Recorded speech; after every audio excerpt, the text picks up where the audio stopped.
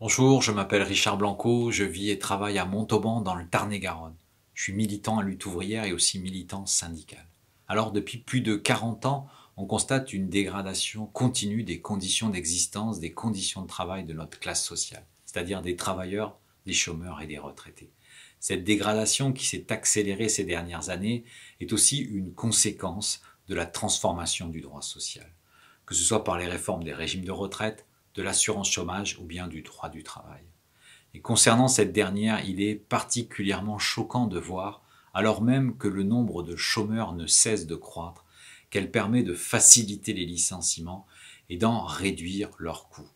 C'est aussi ce droit qui autorise aujourd'hui aux patrons, par des accords d'entreprise, de faire reculer les droits des travailleurs.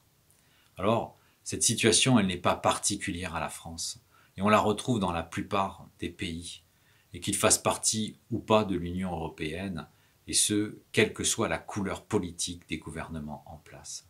Et cela n'a rien d'étonnant, car le droit social n'est qu'un reflet du rapport de force entre la classe sociale qui domine, c'est-à-dire le grand patronat, et le monde du travail.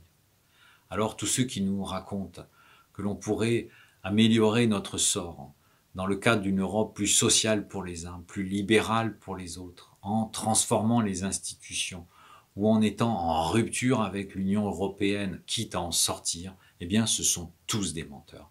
Et ce sont les mêmes qui, lors des scrutins nationaux, nous disent ah, « votez pour moi, mais je ferai le reste ».